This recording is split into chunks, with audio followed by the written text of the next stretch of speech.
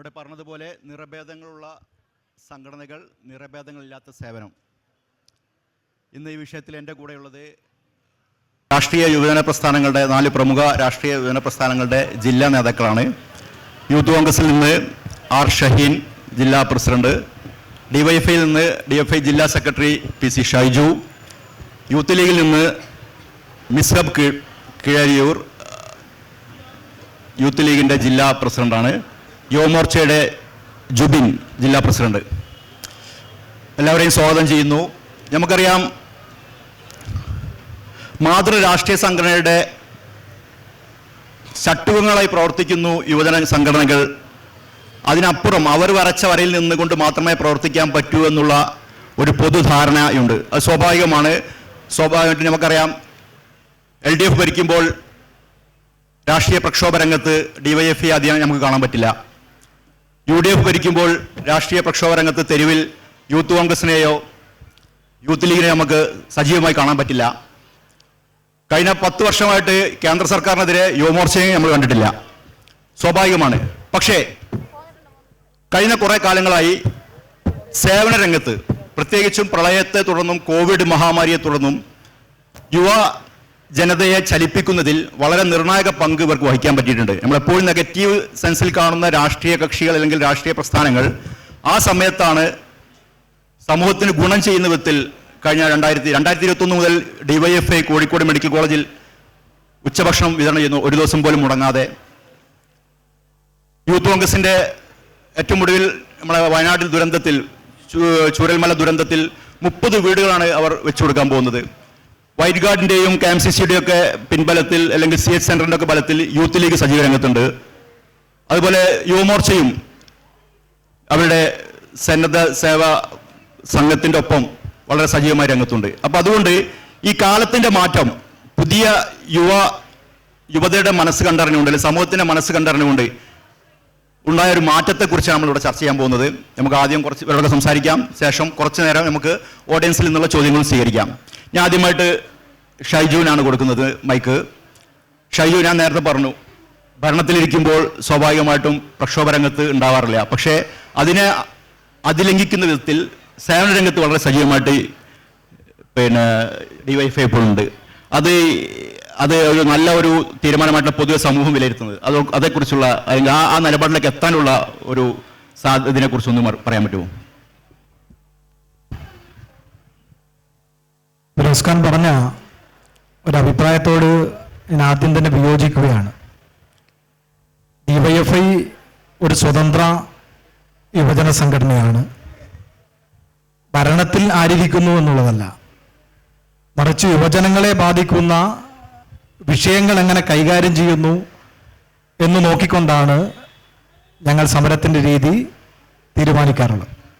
ഇപ്പം കേരളത്തിലെ സർക്കാരാണെങ്കിൽ യുവജനങ്ങളുടെ തൊഴിൽ സ്വപ്നങ്ങൾ യാഥാർത്ഥ്യമാക്കാൻ പറ്റുന്ന രൂപത്തിലേക്കുള്ള എല്ലാ സാധ്യതകളും ഉപയോഗപ്പെടുത്തുന്നുണ്ട് എന്നുള്ളതാണ് അതുമായി ബന്ധപ്പെട്ട് സൂചിപ്പിക്കാനുള്ളത്. പൊതുവെ കക്ഷി രാഷ്ട്രീയത്തിൻ്റെ ഒരു ചിത്രമില്ലാതെ തുടങ്ങണമെന്നാണ് ഞാൻ ആഗ്രഹിച്ചിരുന്നത്. നിങ്ങളുടെ ചോദ്യം അങ്ങനെ ആയതുകൊണ്ടാണ് ആ നിലയിലേക്ക് തുടങ്ങിയത്. പൊതുവെ സൂചിപ്പിക്കാനുള്ളത്, കേരളത്തിൻ്റെ യൗവനമെന്ന് പറയുന്നത് ഏറ്റവും ത്യാഗസന്നദ്ധമായ മനസ്സിൻ്റെ ഉടമകളാണ്. നമ്മൾ ഒരുപാട് പ്രതിസന്ധിയിലൂടെ കടന്നുപോയപ്പോൾ നമ്മളത് കണ്ടു. 2018 പ്രളയമുണ്ടായി, അതിനുശേഷം കോവിഡും നിപ്പയും വന്നു. ഏറ്റവും അവസാനമായി വയനാട്ടിനകത്തെ ദുരന്തമുണ്ടായി. ആ ദുരന്തമുഖത്തെല്ലാം ഏറ്റവും ത്യാഗസന്നദ്ധമായ മനസ്സോടുകൂടി ഇടപെട്ടിട്ടുള്ള സംഘടനയാണ് ഇവിടെ ഇരിക്കുന്ന എല്ലാ സംഘടനകളും. അത് ഞങ്ങൾക്ക് അഭിമാനത്തോട് പറയാൻ വേണ്ടി കഴിയും. കേരളത്തിൻ്റെ യുവത്വത്തിൻ്റെ മനസ്സിനെ ആ നിലയിലേക്ക് പാകപ്പെടുത്തുന്നതിൽ അതിനിർണായകമായ പങ്കുവഹിച്ച ഒരു സംഘടനയാണ് DYFI എന്ന് ഈ വേദിയിൽ നിന്നുകൊണ്ട് ഞങ്ങൾക്ക് ആധികാരികമായി തന്നെ അഭിമാനത്തോടുകൂടി പറയാൻ വേണ്ടി കഴിയും. അപ്പോൾ നിങ്ങളിവിടെ സൂചിപ്പിച്ചു ഹൃദയപൂർവ്വം പദ്ധതി. 2021 ഞങ്ങൾ കോഴിക്കോട് മെഡിക്കൽ കോളേജിനകത്ത് ആ പദ്ധതിക്ക് തുടക്കം കുറിക്കുന്നത്. ഒരുപാട് ആശങ്കയുണ്ടായിരുന്നു. ഒരു 500 പൊതിച്ചോറെങ്കിലും ഒരു ദിവസം രോഗികൾക്കും കൂട്ടിരിപ്പുകാർക്കും കൊടുക്കുക എന്നുള്ളതായിരുന്നു ലക്ഷ്യം.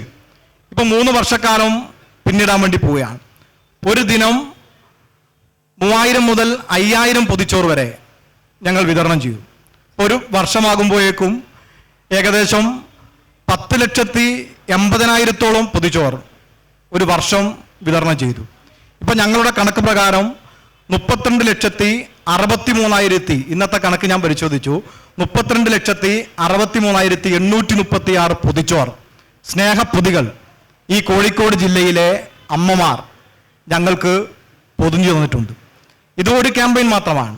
ഈ ക്യാമ്പയിൻ മാത്രമാണ് പൊതുസമൂഹം യഥാർത്ഥത്തിൽ ചർച്ചയ്ക്ക് വിധേയമാക്കുന്നത്. എന്നാൽ നമ്മൾ താലൂക്ക് ആശുപത്രിയിലേക്ക് പോയാൽ, ഇപ്പോൾ കോഴിക്കോട് ജില്ലയിലെ 6 താലൂക്ക് ആശുപത്രികൾ ഞങ്ങൾ പ്രഭാത സായാഹ്ന ഭക്ഷണങ്ങൾ വിതരണം ചെയ്യാറുണ്ട്. നിങ്ങൾ ആ നിലയിലേക്ക് അത് റിപ്പോർട്ട് ചെയ്യാറില്ല.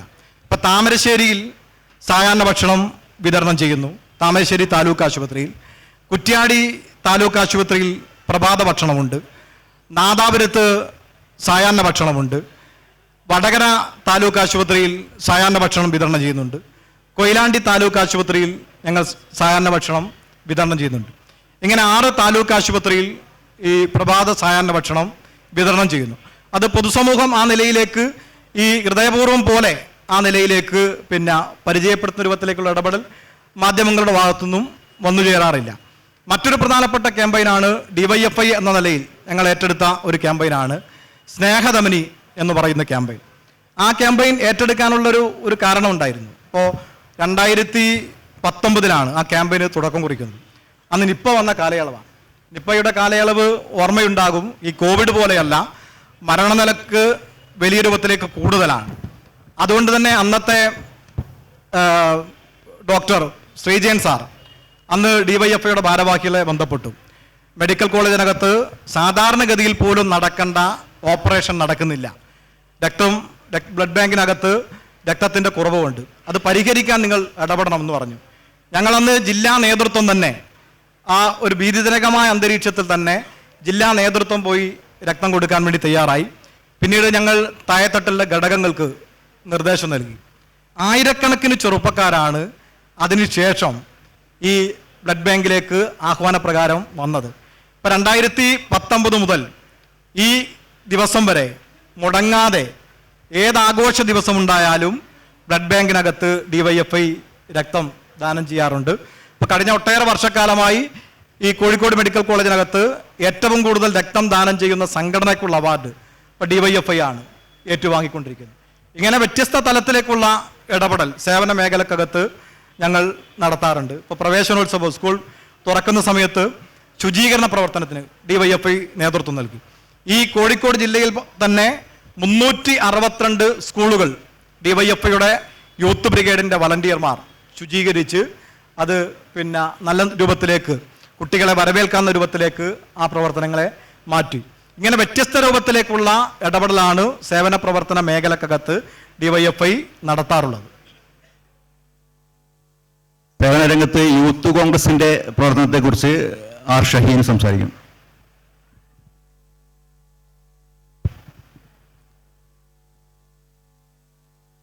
KLFന്റെ മനോഹരമായ ഈ വേദിയിൽ ഇന്ന് ചർച്ച ചെയ്യപ്പെടുന്ന വിഷയം ഏറെ പ്രാധാന്യമുള്ളതും പ്രസക്തിയുള്ളതുമാണ്. ഞാൻ പ്രാധാന്യമുള്ളത് എന്ന് പറയാൻ കാരണം അരാഷ്ട്രീയമായിട്ടുള്ള പല കോണുകളിൽ നിന്നും ബോധപൂർവമായി മുഖ്യധാര രാഷ്ട്രീയ പ്രസ്ഥാനങ്ങളെ കടന്നാക്രമിക്കുന്ന ഒരു പ്രവണത നിലനിൽക്കുന്ന ഒരു സാഹചര്യമാണ്. ആ ആക്രമണത്തിൻ്റെ വ്യാപ്തിയും ആഴവും കൂടിക്കൊണ്ടിരിക്കുന്ന ഒരു കാലഘട്ടത്തിലാണ് മുഖ്യധാര രാഷ്ട്രീയ പ്രസ്ഥാനങ്ങൾ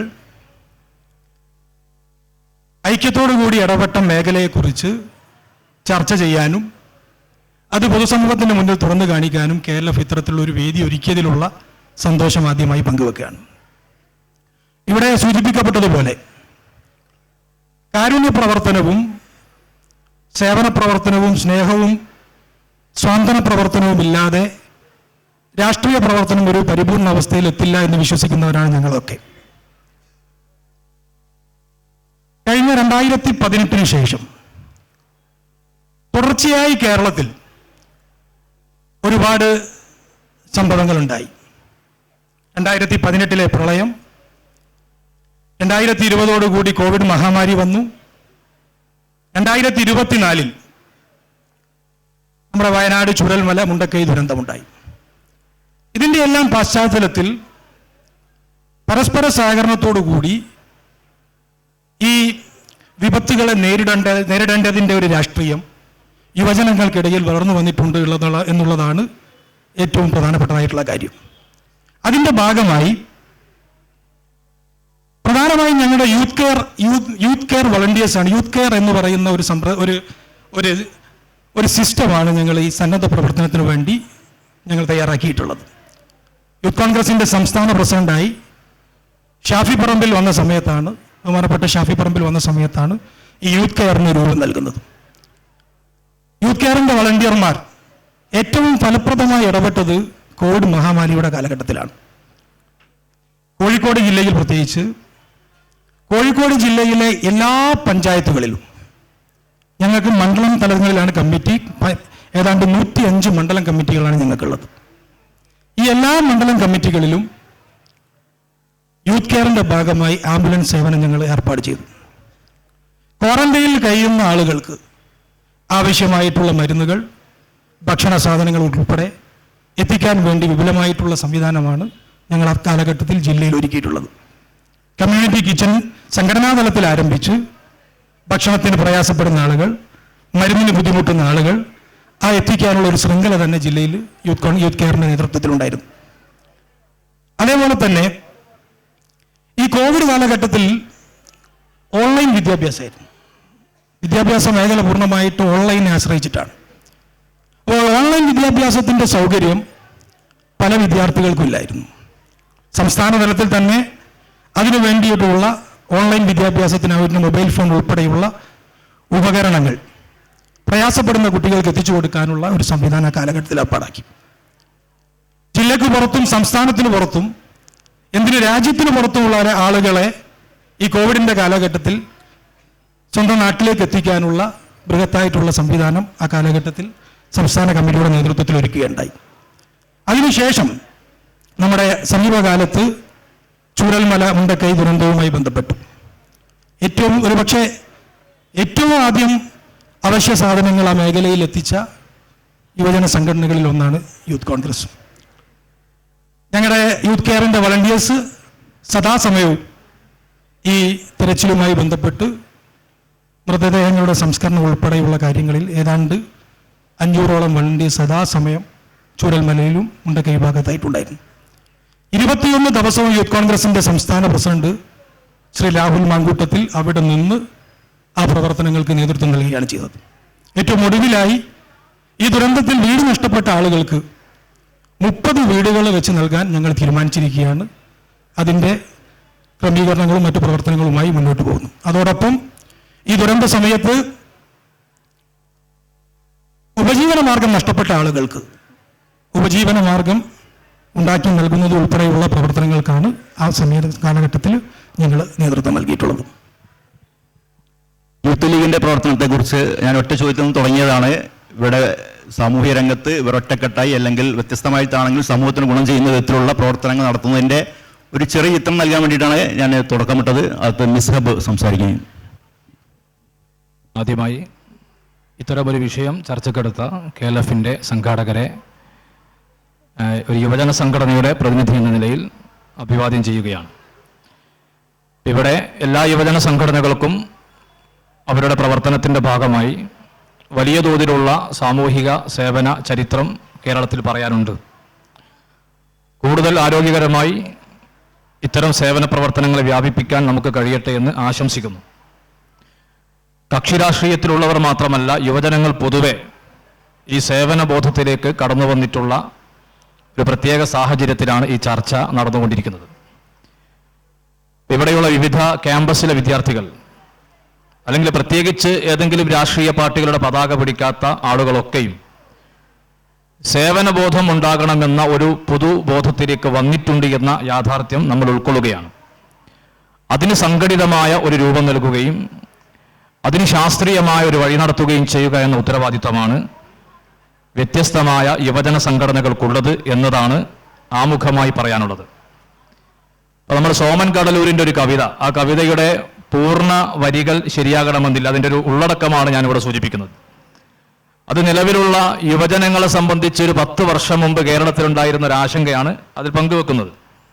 അതിൽ അദ്ദേഹം പറയുന്ന കാര്യം, പാർട്ടിയിലില്ല, ജാഥയിലില്ല, മതത്തിലില്ല, കല്യാണ വീടിൻ്റെ മഹാസൗഭാഗ്യത്തിലില്ല, മരണ വീടിൻ്റെ മഹാമൗനത്തിലുമില്ല, വായനശാലയിൽ പൊടിപോലുമില്ല, അച്ഛൻ്റെ കൂടെ ആശുപത്രിയിലില്ല, അമ്മയുടെ കൂടെ അടുക്കളയിലുമില്ല. ചെറുപ്പക്കാരാ, നീ എവിടെയാണ്? നിന്നെ കാണാൻ കൊതിയാവുന്നു. ആ കവിത അവസാനിക്കുന്നത് നമ്മളുടെ പുതിയ കാലത്തൊരു സോഷ്യൽ മീഡിയ ഭാഷ ഉപയോഗിച്ചുകൊണ്ടാണ് ആ കവിത അവസാനിക്കുന്നത്. ശരിക്കും ഐ മിസ് യുടാ, എനിക്ക് നിന്നെ മിസ് ചെയ്യുന്നുവെന്നാണ് കേരളത്തിലെ ചെറുപ്പക്കാരോട് സാമൂഹിക പരിസരത്തെ വായിച്ചുകൊണ്ട് നമ്മുടെ തൊട്ടടുത്ത നാട്ടുകാരനായിട്ടുള്ള ഒരു കവി ആശങ്കകൾ പങ്കുവെച്ചത്. അത് പിന്നെ എല്ലാ കാലത്തും അതാത് കാലത്തെ യുവജനങ്ങളെപ്പറ്റി അങ്ങനെ ആശങ്കകൾ ഉണ്ടാകാറുണ്ട്. അപ്പോൾ നാട്ടിൽ നടക്കുന്ന എല്ലാ പ്രഭാഷണങ്ങളെയും പ്രത്യേകിച്ച വിഷയം എന്തായിരിക്കും? വഴിതെറ്റുന്ന യുവതലമുറ. അവരൊക്കെ വലുതായി ഇപ്പോൾ വലിയ ആളായതുകൊണ്ട് ഇന്നത്തെ വിഷയം എന്തായിരിക്കും? വഴിതെറ്റുന്ന യുവതലമുറ. കാരണം സ്വാതന്ത്ര്യാനന്തരം നടന്ന എല്ലാ സെമിനാറുകളിലും ആ വിഷയമുണ്ടാകും, ചർച്ച നടക്കും. അതോടൊപ്പം യുവാക്കളെ കിട്ടുന്നില്ല എന്നുള്ള അഭിപ്രായങ്ങൾ എല്ലാ സ്ഥലത്തും നടക്കും. അതൊരു പൊതുവായിട്ടുള്ള ഒരു ബോധമാണ്. അതിൽ നിന്നൊക്കെ രക്ഷപ്പെടുന്ന കൂട്ടായ പ്രവർത്തനത്തിലൂടെ ഞാനിവിടെ സൂചിപ്പിക്കുന്നത് എല്ലാ വിഭാഗങ്ങളിലും പെട്ട യുവജനങ്ങൾക്ക് ഒരു സാമൂഹ്യ ബോധമുള്ള ഒരു മനസ്സ് ഇവിടെ ഉണ്ടായിട്ടുണ്ട്. യുവാക്കൾക്ക് മാത്രമല്ല, ഇവിടെ ഇങ്ങനെ ഒരു ചർച്ചയ്ക്ക് സാധ്യത ഞാൻ മനസ്സിലാക്കുന്നത് വയനാട്ടിൽ നടന്നിട്ടുള്ള ചില വലിയ ദുരന്തവുമായി ബന്ധപ്പെട്ടും അതിനു മുമ്പ് നടന്നിട്ടുള്ള പ്രളയവുമായി ബന്ധപ്പെട്ടൊക്കെയാണ്. നമ്മുടെ ഒരു സൗഹൃദം സേവന രംഗത്ത് ദൃശ്യമാധ്യമങ്ങൾ പ്രചരിപ്പിച്ചത് കൊണ്ടായിരിക്കാം ഇത്തരമൊരു ചർച്ചയിലേക്ക് വന്നിട്ടുണ്ടാവുക എന്നാണ് ഞാൻ മനസ്സിലാക്കുന്നത്. യഥാർത്ഥത്തിൽ യുവാക്കൾ മാത്രമല്ല, യുവജന സംഘടന മാത്രമല്ല, വയനാട്ടിൽ നിന്ന് നമ്മൾ കേട്ട വാർത്ത മൃഗങ്ങൾ പോലും കാരുണ്യം കാണിച്ചു എന്നുള്ളതാണ്. അവിടെ ഒരു സഹോദരി പറയുന്നത്, പ്രായമായൊരു സഹോദരി പറയുന്നത്, അവരും പേരക്കുട്ടികളും ആ ദുരന്തമുള്ള രാത്രി ഇങ്ങനെ മുന്നോട്ട് പോകുമ്പോൾ പെട്ടെന്ന് കാട്ടിൽ ഒരു ദിവസം രാത്രി മുഴുവൻ അവർക്ക് കാവൽ നിന്നത് ഒരാനയാണ്. കാവ്യാത്മകമായി പറയുകയാണെങ്കിൽ ആനക്ക് പോലും എന്തൊരു മനുഷ്യത്വം എന്ന് നമുക്ക് പറയാം. ആ രീതിയിൽ ലോകം മാറിയ ഒരു സാഹചര്യത്തിലാണ് യുവജന സംഘടനകൾക്കൊന്നും സേവന പ്രവർത്തനം നടത്താതെ മുന്നോട്ട് പോകാൻ സാധ്യമല്ല. ഇത് നേരത്തെ തിരിച്ചറിഞ്ഞിട്ടുള്ള ഒരു സംഘടനയുടെ യുവജന പ്രതിനിധിയാണ് എന്നാണ് ഞാൻ വിശ്വസിക്കുന്നത്. നിങ്ങൾക്കങ്ങനെ വിശ്വസിക്കാൻ സ്വാതന്ത്ര്യമുണ്ട്, വിശ്വസിക്കാതെയും ഇരിക്കാം. ഞാൻ ചില കാര്യങ്ങൾ സൂചിപ്പിച്ചുകൊണ്ടാണ് സംസാരിക്കുന്നത്. ഇപ്പോൾ യൂത്ത് ലീഗ് മുസ്ലിം ലീഗിൻ്റെ ഒരു യുവജന സംഘടനയാണ്. ഞങ്ങളുടെ സംഘടനയുടെ ഭരണഘടനയിൽ തന്നെ പൂർണ്ണമായി നമ്മളൊരു സ്വത്വരാഷ്ട്രീയത്തെ ഉയർത്തുമ്പോഴും ഭരണഘടനാധിഷ്ഠിതമായി പ്രവർത്തിക്കുമ്പോഴും അതോടൊപ്പം എല്ലാ വിഭാഗം ജനങ്ങളെയും പരിഗണിച്ചും പരിലാളിച്ചും സേവനം നടത്തിയും മുന്നോട്ട് പോകണമെന്ന് ഭരണഘടനയുടെ ആമുഖത്തിൽ എഴുതപ്പെട്ടിട്ടുള്ള ഒരു സംഘടനയാണ്.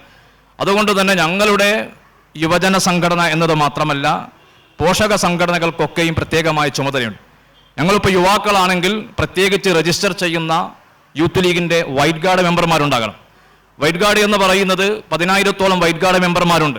അതിനെ സംബന്ധിച്ച് പ്രത്യേകമായി നമ്മൾ പറയേണ്ടതില്ല. അതൊരു യാദൃശ്ചികമായി ഒരു ദുരന്തം സംഭവിക്കുമ്പോൾ എവിടെ നിന്നെങ്കിലുമുള്ള ഒരു യൂണിഫോം അണിഞ്ഞ് വരുന്ന ഒരു വിഭാഗമല്ല. പകരം വളരെ കൃത്യമായി ശാസ്ത്രീയമായി പരിരക്ഷയും സുരക്ഷിതത്വവും പഠിപ്പിച്ചു കൊടുത്ത് അതോടൊപ്പം പരിശീലനം ലഭിച്ചിട്ടുള്ള 10,000 പ്രവർത്തകന്മാരെയാണ്. അല്ലെങ്കിൽ അവരുടെ പരിശീലന സിദ്ധി കുറഞ്ഞു പോയാൽ ഒരുപക്ഷെ സഹായം ലഭ്യമാകേണ്ട ആളുകൾക്ക് ശാസ്ത്രീയമായ സഹായം ലഭിച്ചില്ലെങ്കിൽ കൂടുതൽ അപകടമുണ്ടാകും. അതുകൊണ്ട് യുവജന സംഘടനകൾ ഇത്തരം സന്നദ്ധ സംഘങ്ങളെ മുന്നോട്ട് വെക്കുമ്പോൾ ഒന്നാമതായി പാലിക്കേണ്ടത് സാമൂഹ്യ ബാധ്യത എന്ന് പറയുന്നത് പരിശീലിക്കപ്പെട്ടവരായിരിക്കണം ഇതിന് നേതൃത്വം നൽകേണ്ടത്. ആ പരിശീലിക്കപ്പെട്ട ആളുകളാണ്. അതാണ് അവർ പ്രത്യേകമായിട്ടുള്ള ഒരു വസ്ത്രം ധരിക്കുന്നത്. അതാണ് നിറഭേദങ്ങളെന്ന് ഒരുപക്ഷെ ഇവിടെ സൂചിപ്പിച്ചിട്ടുണ്ടാവുക. അത് യൂത്ത് കോൺഗ്രസിനും DYFIക്കും യുവമോർച്ചക്കൊക്കെ അത്തരം സംഘടനകളുണ്ട്. അപ്പം അവരൊക്കെ ആ വസ്ത്രം ധരിക്കുമ്പോൾ അതൊരു പാർട്ടിപരമായിട്ടുള്ള ഒരു അടയാളം കാണിക്കലല്ലേ എന്ന ചോദ്യമൊക്കെ ഉണ്ടാകാം. ആ വസ്ത്രം ധരിക്കുന്ന ഒരു സന്നദ്ധ പ്രവർത്തകന് ഞങ്ങൾ നൽകിയിട്ടുള്ള നിർദ്ദേശം, ആ വസ്ത്രം ഒരു ഉത്തരവാദിത്വ ബോധമാണ്, അതൊരു യൂണിഫോമിറ്റിയാണ്. നമ്മൾ സ്കൂളിൽ തൊട്ട് കുട്ടികളെ SPC ആയും JRC ആയും പഠിപ്പിക്കുന്നത് ആ യൂണിഫോമിൻ്റെ അടിസ്ഥാനത്തിലാണ്. അതൊരു സംഘടനയുടെ സ്ട്രക്ചറാണ്. അതിനനുസരിച്ചുള്ള അച്ചടക്കം സമൂഹത്തിന് ഗുണം ചെയ്യും. അല്ലാതെ മറ്റേതെങ്കിലും തരത്തിലുള്ള പ്രദർശനപരതയുടെ ഭാഗമായിട്ടല്ല, അതൊരു അച്ചടക്കത്തിൻ്റെ ഭാഗമാണ്. അവർ പഠിപ്പിക്കപ്പെടുന്നത് ഈ യൂണിഫോം ഊരിക്കഴിഞ്ഞാലും അത് ശരീരത്തിൽ നിന്ന് മാറ്റിവെച്ചാലും സേവനബോധം ഊരിവെക്കരുത് എന്ന ഉത്തരവാദിത്വ ബോധമാണ് ഒരു യുവജന സംഘടന എന്ന നിലയിൽ ഞങ്ങൾ നൽകിയിട്ടുള്ള പ്രധാനപ്പെട്ട കാര്യം. അതോടൊപ്പം ഇവിടെ സൂചിപ്പിക്കപ്പെട്ടിട്ടുള്ള 50,000-ഓളം ആളുകൾക്ക് ഒരു വർഷം രക്തം കൊടുക്കുന്ന യൂത്ത് ലീഗിന്റെ സംസ്ഥാന കമ്മിറ്റിയുടെ പുതിയൊരു പദ്ധതി കഴിഞ്ഞ ദിവസം തുടങ്ങി പട്ടാമ്പിയിൽ വെച്ച് ഉദ്ഘാടനം ചെയ്തു. നാളെ അതിന്റെ സംസ്ഥാനതല പ്രഖ്യാപനം ഇവിടെ കോഴിക്കോട് വെച്ച് നടക്കുകയാണ്. കോഴിക്കോട് ജില്ലാ കമ്മിറ്റി കോഴിക്കോട് മെഡിക്കൽ കോളേജിൽ ഹൃദ്യം എന്ന പേരിൽ എല്ലാ പഞ്ചായത്തുകളിൽ നിന്നും രക്തദാതാക്കളെ പങ്കെടുപ്പിച്ചുകൊണ്ട് കഴിഞ്ഞ ഒരു വർഷം ഈ കർമ്മ പദ്ധതി തുടക്കം കുറിച്ചിരുന്നു. ഇത് യൂത്ത് ലീഗ് നടത്തുന്ന പ്രത്യേകമായ പദ്ധതിയാണ്. അതോടൊപ്പം യൂത്ത് ലീഗിന്റെ നേതൃത്വത്തിൽ നടന്നിട്ടുള്ള മുസ്ലിം ലീഗിന്റെ ഒരു ഘടകം എന്ന നിലയിൽ അത് ഒരു യൂത്ത് ലീഗുകാരൻ ഗൾഫിൽ പോയാൽ അവനവിടെ KMCC-കാരനാകണം, അവൻ നാട്ടിലാണെങ്കിൽ അവനവിടെ പാലിയേറ്റീവ് കെയർ എന്ന PTH-ന്റെ പ്രവർത്തകനായി തീരണം, അവനൊരു ആംബുലൻസ് ഡ്രൈവറാണെങ്കിൽ അവൻ CH-ന്റെ പേരിലുള്ള സേവന സന്നദ്ധമായ ആംബുലൻസിന്റെ നേതൃത്വം നൽകുന്ന വ്യക്തിയാകണം, അവന് മെഡിക്കൽ കോളേജ് സമീപത്ത് പ്രവർത്തിക്കുന്നവനാണെങ്കിൽ അവൻ CH സെന്ററിന്റെ ആതുര സേവന രംഗത്ത് പ്രവർത്തിക്കണം. അങ്ങനെ ജീവിതത്തിന്റെ വിവിധ മേഖലകളിലും ഓരോരുത്തർക്കും ഓരോ ചുമതലയാണ്. വനിതാ പ്രവർത്തകയാണെങ്കിൽ അവർ സ്ത്രീകൾക്ക് പ്രത്യേകമായി പ്രവർത്തിക്കുന്ന സന്നദ്ധ സംഘങ്ങളിൽ ഉൾപ്പെടണം. അങ്ങനെ ഒഴിഞ്ഞു മാറാൻ കഴിയാത്ത വിധം സേവന സന്നദ്ധ സംസ്കാരമാക്കിയിട്ടുള്ള ഒരു സംഘടനയാണ് എന്നാണ് ഞാൻ മനസ്സിലാക്കുന്നത്. അതാണ് ഈ യുവജന സംഘടന എന്ന നിലയിൽ ഞങ്ങളുടെ പ്രവർത്തനവും. യുവമോർച്ച ജില്ലാ പ്രസിഡന്റ് ജുബിൻ ബാലകൃഷ്ണൻ. എല്ലാവർക്കും നമസ്കാരം. ആദ്യമേ തന്നെ ഈ തരത്തിലുള്ള ഒരു ചർച്ച കോഴിക്കോടിൻ്റെ ഈ ബീച്ചിൽ KLF-മായി ബന്ധപ്പെട്ട ഒരു സെഷൻ ഇതിനായി ചെലവഴിച്ച അല്ലെങ്കിൽ ഇതിനായി ശ്രമിച്ച ഇതിൻ്റെ അധികാരികൾക്കും DC ബുക്സിനും എൻ്റെ ഹൃദയം നിറഞ്ഞ നന്ദി അറിയിക്കട്ടെ.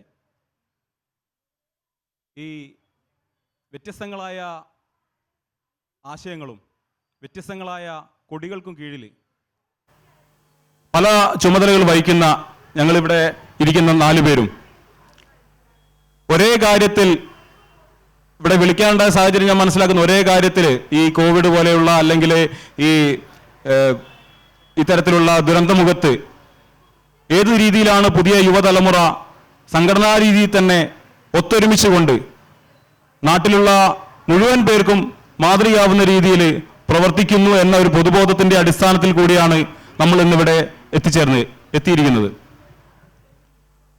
അത് ഏറ്റവും അടുത്ത് നിൽക്കുന്ന ഈ ദുരന്തമുഖത്ത് ഏറ്റവും അവസാനമായി നടന്ന ഈ ചൂരൽമലയിൽ ഉൾപ്പെടെയുള്ള ദുരന്തമുഖത്ത് നടത്തിയ പ്രവർത്തനത്തിന്റെ കൂടി ഫലമായിട്ടാണ് നമ്മൾ മനസ്സിലാക്കുന്നത് ഈ രീതിയിലുള്ള ഒരു ഇരിക്കാനുണ്ടായ സാഹചര്യം പോലും. എന്നോട് എൻ്റെ പ്രിയ സുഹൃത്ത് ഞങ്ങളോട് എല്ലാവരോടുമായി ചോദിച്ച ആദ്യ ചോദ്യത്തിൽ തന്നെ അതിലൊരു തിരുത്തുണ്ട്. നേരത്തെ ഡിവൈഫൈയുടെ സുഹൃത്ത് ഇവിടെ സംസാരിച്ചു. അതേ രീതിയിൽ ഒരു തിരുത്തുണ്ട്. മാതൃസംഘടന എന്താണോ നിർദ്ദേശിക്കുന്നത് അല്ലെങ്കിൽ മാതൃസംഘടനയ്ക്കെതിരായി അല്ലെങ്കിൽ കേന്ദ്ര ഗവൺമെന്റിനോ സംസ്ഥാന ഗവൺമെന്റിനോ എതിരായി പ്രവർത്തിക്കില്ല എന്ന രീതിയിൽ. അപ്പോൾ നമ്മളുടെ നയരൂപീകരണത്തിലും കേന്ദ്ര ഗവൺമെന്റ് നിയമനിർമ്മാണങ്ങളിലും മുഴുവനായും യുവജനങ്ങളുടെ പ്രാതിനിധ്യം, യുവാക്കളുടെ പ്രാതിനിധ്യവും അവരുടേതായ കാഴ്ചപ്പാടുകളും അത് ഉൾക്കൊണ്ടുകൊണ്ടാണ് പുതിയ നിയമനിർമ്മാണങ്ങൾ ഉൾപ്പെടെയുള്ള കാര്യങ്ങൾ ചെയ്തുകൊണ്ടിരിക്കുന്നത്. അതുകൊണ്ട് തന്നെ നമുക്ക് അതിനുശേഷം വിമർശിക്കേണ്ടതായി വരുന്നില്ല എന്നതുകൊണ്ടാണ് അതിനുള്ള മറുപടി ആദ്യം തന്നെ ഞാനിവിടെ അറിയിക്കട്ടെ. സേവന പ്രവർത്തനങ്ങളിൽ നിറം നോക്കാതെ സേവനം നടത്തുന്ന ഒട്ടനവധി സംഘടനകൾ നമ്മുടെ നാട്ടിലുണ്ട്. അതിൽ സേവാഭാരതി പോലെയുള്ള പ്രസ്ഥാനങ്ങളിലേക്ക് അണിനിരന്നുകൊണ്ടാണ് ഞാൻ ഉൾപ്പെടെ ഈ പ്രസ്ഥാനത്തിലേക്ക് കടന്നു വരുന്നത്. ചെറുപ്പം മുതലേ, അതായത് ഒരു വിഷയം വരുന്ന സമയത്ത്, ഒരു സേവന പ്രവർത്തനം ചെയ്യേണ്ട മേഖലയാവുന്ന സമയത്ത് നമ്മൾ ആ സേവാഭാരതിയായി മാറുകയാണ്. അങ്ങനെ ഓരോ വ്യത്യസ്ത തലങ്ങളിൽ രാഷ്ട്രീയ പാർട്ടി എന്ന് പറയുന്നപ്പോൾ ഭാരതീയ ജനതാ പാർട്ടിയും സേവന പ്രവർത്തനങ്ങൾ ചെയ്യുന്ന സമയത്ത് സേവാഭാരതിയുമായി മാറുന്ന ഒരു സാഹചര്യത്തിലേക്കാണ് നമ്മുടെ ജീവിത ശൈലിയാണ്. പ്രത്യേകിച്ച് ഒരു വേഷത്തിന്റെയോ പ്രത്യേകിച്ച് ഒരു അടയാളത്തിന്റെ ആവശ്യമില്ല. സേവന പ്രവർത്തനം നടത്തുന്ന സമയത്ത് സേവാഭാരതിയായി മാറും. അതാണ് ചെറുപ്പം മുതലേ ശാഖയിലും അതുമായി ബന്ധപ്പെട്ട് നമ്മൾ പോകുന്ന സ്ഥലങ്ങളിലൊക്കെ അറിയാൻ കഴിഞ്ഞത്. അതുമായി ബന്ധപ്പെട്ടാണ് അത് ജീവിതത്തിന്റെ ഒരു ഭാഗമായി മാറുന്ന സമയത്താണ് ഈ മെഡിക്കൽ കോളേജുകൾ ഉൾപ്പെടെ ആശുപത്രികളിൽ ഉൾപ്പെടെ പതിറ്റാണ്ടുകളായി സേവാഭാരതി പോലെയുള്ള സംഘടനകൾ എത്രയോ കാലങ്ങളായി ചെയ്തുകൊണ്ടിരിക്കുന്ന ഈ പ്രവർത്തനങ്ങൾ, സേവന പ്രവർത്തനങ്ങൾ, അത് നമ്മൾ പ്രത്യേകിച്ച് ഒരു യുവജന രാഷ്ട്രീയ പ്രസ്ഥാനത്തിന്റെ ഭാഗം എന്ന രീതിയിൽ അല്ലാതെ തന്നെ നമ്മളുടെ ജീവിതത്തിന്റെ ഭാഗമായി മാറുന്ന സാഹചര്യത്തിലാണ് ഈ ചോദ്യം ഇവിടെ പ്രസക്തമാവുന്നത്. മറ്റൊന്ന്, ഈ കോവിഡ് പോലെയുള്ള എല്ലാവരും പകച്ചു നിന്ന സാഹചര്യത്തിൽ രാജ്യം മുഴുവൻ അല്ലെങ്കിൽ ലോകം മുഴുവൻ പകച്ചു നിന്ന സാഹചര്യത്തിൽ ഏറ്റവും കൂടുതൽ ജനസാന്ദ്രതയുള്ള നമ്മുടെ രാജ്യത്ത് എങ്ങനെ ഇതിനെ നേരിടും? ലോകത്തെ ഏറ്റവും കൂടുതൽ ആളുകൾ ഭീതിജനകമായി നോക്കി നിന്ന സാഹചര്യത്തിൽ പോലും നമ്മുടെ ഈ യുവജന സംഘടനകൾ ഒരുമിച്ച് ചേർന്നുകൊണ്ട്, എല്ലാവരും ഒരുമിച്ച് ചേർന്നുകൊണ്ട് നമ്മൾ അതിനെ പിടിച്ചു കെട്ടുന്ന ഒരു സാഹചര്യമാണ് നിലവിലുണ്ടായത്. അതുപോലെ തന്നെ ഇവിടെ 2018 പ്രളയമായിക്കോട്ടെ, കേരളത്തിലെ ഈ ചൂരൽമലയിലും മുണ്ടക്കയിലും ഉണ്ടായ ഒട്ടനവധി കാര്യങ്ങൾ ഇതുമായി ബന്ധപ്പെട്ട എനിക്ക് വ്യക്തിപരമായി പറയാനുള്ളത്, ഞാനവിടെ തുടക്കം മുതലേ ഉണ്ടായിരുന്ന ഒരാളായിരുന്നു. അതായത് അന്ന് തന്നെ ആ കുറച്ച് ദിവസങ്ങൾക്കുള്ളിൽ തന്നെ എല്ലാ രാഷ്ട്രീയ പാർട്ടിയുടെ ആളുകളും, ഞാനിവിടെ വ്യത്യസ്ത രാഷ്ട്രീയ പാർട്ടി എന്ന രീതിയിലാണ് പറയുന്നത്, എല്ലാ രാഷ്ട്രീയ പാർട്ടിയുടെ യുവജന സംഘടനകളും എല്ലാ ആളുകളും മറ്റൊന്നും നോക്കാതെ ഏറ്റവും പെട്ടെന്ന് തന്നെ ഒരു ജീവനെങ്കിൽ ഒരു ജീവൻ, ആരാണോ ഭക്ഷണം വാരുന്നത്, ഞാനവിടെ ഇതുമായി ബന്ധപ്പെട്ട് മിലിറ്ററിയുടെ ആർമിയുടെ ബെയിലിപ്പാല നിർമ്മാണത്തിൽ പങ്കുചേരാൻ പറ്റി, അത് ആർമിയോടൊപ്പം അവരെ സഹായിക്കാൻ വേണ്ടി പറ്റി എന്നത് എനിക്ക് വ്യക്തിപരമായിട്ട് എനിക്ക് അതിൻ്റെ ഒരു അഭിമാനിക്കാവുന്നതാണ്. ആ സമയത്ത് പോലും നമ്മളെ ഒരു ജീവനെങ്കിൽ ഒരു ജീവൻ രക്ഷപ്പെടുത്താൻ വേണ്ടി ശ്രമിക്കാൻ വേണ്ടി അത് ആ രീതിയിലുള്ള പ്രവർത്തനങ്ങളായിരുന്നു നമ്മൾ ഓരോരുത്തരും എല്ലാവരും എല്ലാ യുവജന രാഷ്ട്രീയ പ്രസ്ഥാനങ്ങളും അല്ലാത്ത പ്രസ്ഥാനങ്ങളും അവിടെ വന്നുകൊണ്ടിരുന്ന സംഘടനകൾ മുഴുവൻ ചെയ്തത് ആ തരത്തിലുള്ള പ്രവർത്തനമായിരുന്നു. അതിന് ആദ്യം തന്നെ കേരളത്തിലെ യുവജന സമൂഹത്തോട് മൊത്തം ആദ്യം തന്നെ ഇതുമായി ബന്ധപ്പെട്ട് എൻ്റെ നന്ദി ഞാൻ അറിയിക്കുകയാണ്. മാത്രമല്ല, നമ്മളെപ്പറ്റി യുവജനങ്ങളെപ്പറ്റി നേരത്തെ എൻ്റെ സുഹൃത്തുക്കളെ സൂചിപ്പിച്ച പോലെ ഒരു കാഴ്ചപ്പാടുണ്ട്. സോഷ്യൽ മീഡിയ അല്ലെങ്കിൽ ആ രീതിയിൽ അഡിക്റ്റായി മാത്രം നിന്നുകൊണ്ട് പുതിയ തലമുറയെ ഈ സമൂഹത്തോട് കാഴ്ചപ്പാട് കുറവാണ് അല്ലെങ്കിൽ സമൂഹത്തോടുള്ള പ്രതിബദ്ധത കുറവാണ് എന്ന രീതിയിലുള്ള ഒരു തെറ്റിദ്ധാരണ ഉള്ള ഒരു ജനവിഭാഗം ഇപ്പോൾ നമ്മുടെ ഇടയിലുണ്ട്. പക്ഷെ അതിനൊക്കെ മറ്റൊരു തലത്തിലേക്ക് മാറ്റി നിർത്തിക്കൊണ്ട് നമ്മളെ ഏറ്റവും ഈ ജീവിതത്തിൽ പകർന്നു കിട്ടേണ്ട എല്ലാ സേവന പ്രവർത്തനങ്ങളും തങ്ങളിലും ഉണ്ട് എന്നും തങ്ങൾ ഇതിനായി സമയവും സന്ദർഭവും എല്ലാ കാര്യങ്ങളും മാറ്റിവെക്കാനും പുതിയ തലമുറയ്ക്ക് വേണ്ട ഈ ടെക്നോളജിയായി ബന്ധപ്പെട്ടുള്ള കാര്യങ്ങൾ ഉൾപ്പെടെ ഇതിനു വേണ്ടി ഞങ്ങൾ ശ്രമിക്കാൻ തയ്യാറാണ് എന്ന രീതിയിൽ പ്രവർത്തിച്ചുകൊണ്ട് ഈ മാറ്റിമറിച്ചത് കൊണ്ട് കൂടിയാണ് ഞങ്ങൾ ഇവിടെ ഇത്രയും 4 പേര് ഇവിടെ ഇരിക്കാനുണ്ടായ സാഹചര്യം എന്നുകൂടി ഇതുമായി ബന്ധപ്പെട്ട് അറിയിക്കട്ടെ. ഓക്കെ, സമയം വളരെ പരിമിതമാണ്. എല്ലാവരും അവരുടെ പ്രവർത്തന രീതിയെക്കുറിച്ച് പറഞ്ഞു. ജുബിൻ പറഞ്ഞ് അവസാനിപ്പിച്ചിരുന്നതിന് ഞാനൊരു കാര്യം ഊന്നി പറയാൻ ആഗ്രഹിക്കുന്നു.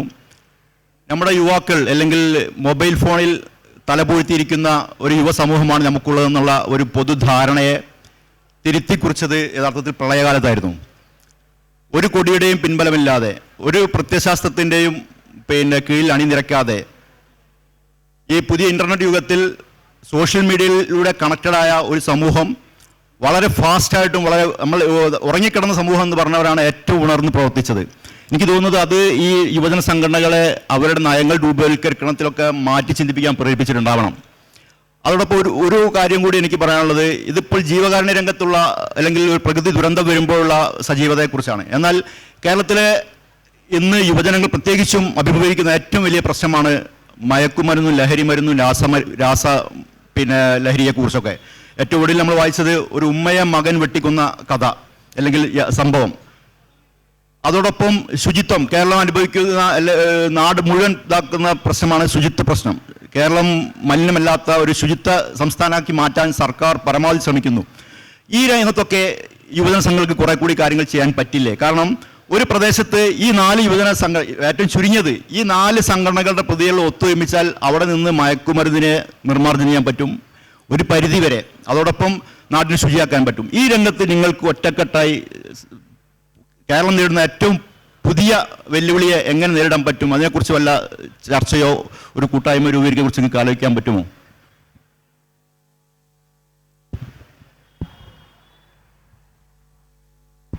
തീർച്ചയായും DYFI എന്ന നിലയിൽ ഞങ്ങൾ അഡ്രസ്സ് ചെയ്ത വിഷയമാണ് ഇവിടെ നിങ്ങളിപ്പോൾ സൂചിപ്പിച്ചത്.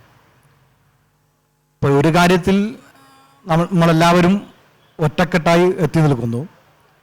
കേരളത്തിൻ്റെ യൗവനം ത്യാഗസന്നദ്ധമായ മനസ്സിൻ്റെ ഉടമകളാണ്.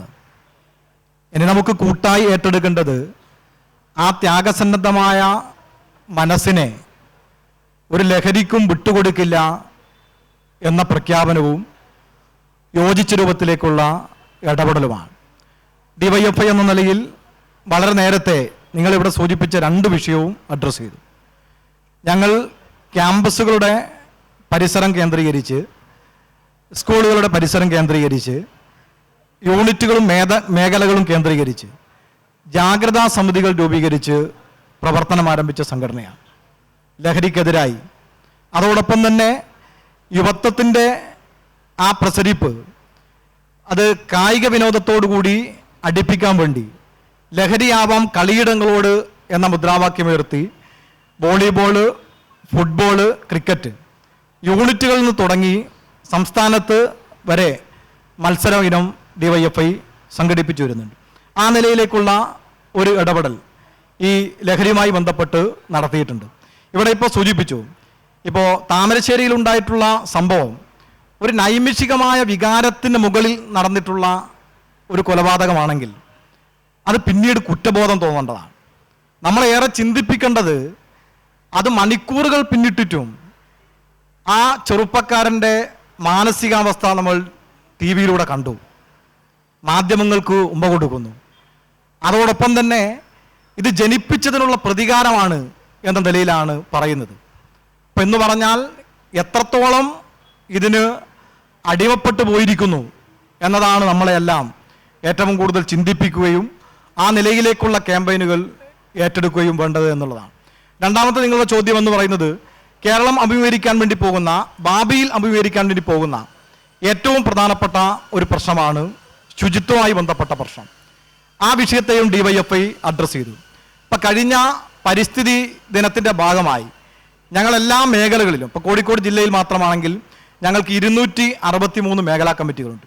എല്ലാ മേഖലയിലെയും പ്രധാനപ്പെട്ട കവലകളിൽ DYFIയുടെ യൂത്ത് ബ്രിഗേഡിൻ്റെ നേതൃത്വത്തിൽ ഒരു വേസ്റ്റ് ബിൻ സ്ഥാപിച്ചു. ആ ഒരു സംസ്കാരം വളർത്തിയെടുക്കുകയാണ്. വലിച്ചെറിയരുത് എന്ന ഒരു സംസ്കാരം വളർത്തിയെടുക്കാൻ വേണ്ടിയിട്ടുള്ള വളരെ ബോധപൂർവമായ ശ്രമങ്ങൾ. ചില പ്രദേശങ്ങളിൽ വേസ്റ്റ് കൊണ്ടുപോയി തട്ടുന്ന ചില പ്രദേശങ്ങളുണ്ട്. ആ പ്രദേശങ്ങളെ DYFI ശുചീകരിച്ച് അവിടെ ഇരിപ്പിടങ്ങളാക്കി മാറ്റി വായിക്കാൻ അല്ലെങ്കിൽ കൂട്ടമായി ചെറുപ്പക്കാർക്ക് വന്നിരിക്കാനുള്ള മനോഹരമായ പൂന്തോട്ടങ്ങൾ നിർമ്മിച്ച് മാതൃകാപരമായ ഒരു പ്രവർത്തനത്തിന് കൂടി ഞങ്ങൾ ഈ കാലയളവിൽ നേതൃത്വം നൽകിയിട്ടുണ്ട് എന്നുള്ളതാണ്.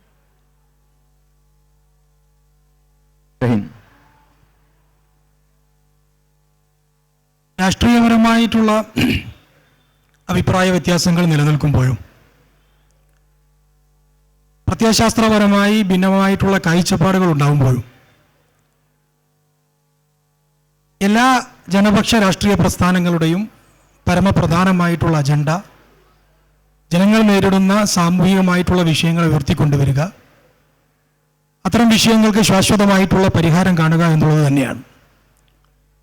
ഇവിടെ സൂചിപ്പിച്ചതുപോലെ ഏറ്റവും ഇന്ന് നമ്മുടെ സമൂഹത്തെ നേരിടുന്ന, നമ്മൾ ചിന്തിക്കുന്നതിനും അപ്പുറത്തുള്ള ഒരു വലിയ വിപത്താണ് ലഹരിയുടെ ഉപയോഗം കൂടി വരുന്നത്. കേട്ടുകേൾവിയില്ലാത്ത പലതരത്തിലുള്ള ലഹരികളിലേക്ക്, ലഹരി പദാർത്ഥങ്ങൾ ഉപയോഗിക്കുന്ന തലത്തിലേക്ക് നമ്മുടെ യുവാക്കൾ മാറിക്കൊണ്ടിരിക്കുന്ന സാഹചര്യം ഉണ്ടായിക്കൊണ്ടിരിക്കുന്നു. നമ്മുടെ സമീപ പ്രദേശത്താണ് കഴിഞ്ഞ ദിവസം താമരശ്ശേരിയിലാണ് ഒരു ചെറുപ്പക്കാരൻ സ്വന്തം മാതാവിനെ വെട്ടിക്കൊല്ലുന്ന ഒരു സാഹചര്യം ഉണ്ടായിട്ടുള്ളത്. അപ്പോൾ സമൂഹത്തിന് ഭീഷണിയായിക്കൊണ്ടിരിക്കുന്ന ഈ ലഹരിയുടെ പിടിയിൽ നിന്ന് യുവാക്കളെ മോചിപ്പിക്കുന്നതിന് വേണ്ടിയിട്ടുള്ള കൂട്ടായിട്ടുള്ള ഏത് പ്രവർത്തനത്തുമായി സഹകരിക്കുക എന്നുള്ളത് തന്നെയാണ് യൂത്ത് കോൺഗ്രസിൻ്റെ നയവും നിലപാടും. കഴിഞ്ഞ ദിവസം ഞങ്ങളുടെ യൂത്ത് കോൺഗ്രസിൻ്റെ സംസ്ഥാന കമ്മിറ്റി ചേർന്നു. ആ സംസ്ഥാന കമ്മിറ്റിയിൽ ലഹരിക്കെതിരായിട്ടുള്ള വ്യാപകമായ രീതിയിലൊരു ബോധവൽക്കരണ ക്യാമ്പയിൻ അടുത്ത മാസം മുതൽ തുടങ്ങുന്നതിന് വേണ്ടി തീരുമാനിച്ചിരിക്കുകയാണ്. സംസ്ഥാന പ്രസിഡന്റിൻ്റെ നേതൃത്വത്തിൽ തന്നെ വിവിധ ജില്ലകളിൽ സന്ദർശിച്ച് അത്തരത്തിലുള്ള ഒരു ബോധവൽക്കരണ ക്യാമ്പയിൻ പരിപാടികളുമായിട്ട് ഞങ്ങൾ മുന്നോട്ട് പോകാനാണ് ഇപ്പോൾ തീരുമാനിച്ചിട്ടുള്ളത്. അതോടൊപ്പം മാലിന്യ പ്രശ്നവും ശുചിത്വവും പിന്നെ സാമൂഹിക വ്യക്തി ശുചിത്വത്തിൻ്റെ ഒക്കെ കാര്യങ്ങളെക്കുറിച്ചുകൂടെ സംസാരിക്കുകയുണ്ടായി. ആ മേഖലയിലും യുവാക്കൾക്കിടയിൽ സാമൂഹികമായിട്ടുള്ള അവബോധം വളർത്തിയെടുക്കാനുള്ള പരിശ്രമങ്ങൾക്കും എല്ലാവിധ പിന്തുണയും യൂത്ത് കോൺഗ്രസിൻ്റെ ഭാഗത്തു നിന്നുണ്ടാവുമെന്നാണ് ഈ സന്ദർഭത്തിൽ സൂചിപ്പിക്കാനുള്ളത്.